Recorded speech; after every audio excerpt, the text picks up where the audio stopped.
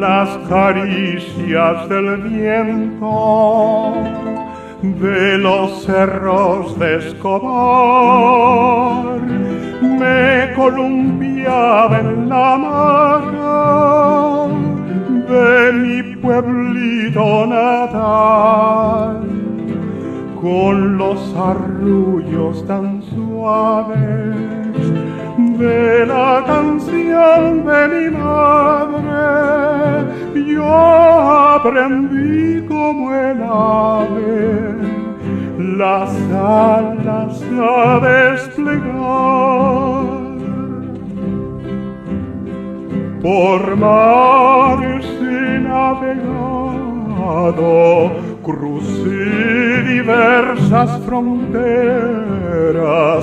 amé y también fui amado, pesar y alegría sentí, pero he de volver un día con tierras de mil caminos para buscar el abrigo de aquella infancia feliz.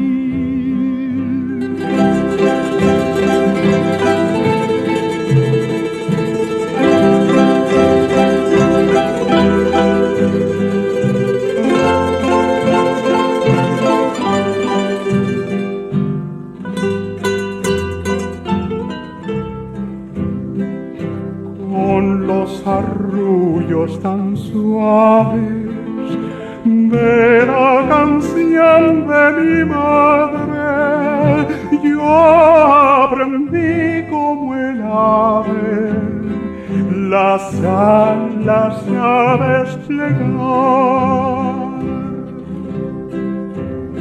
Por mares he navegado, crucé diversas fronteras,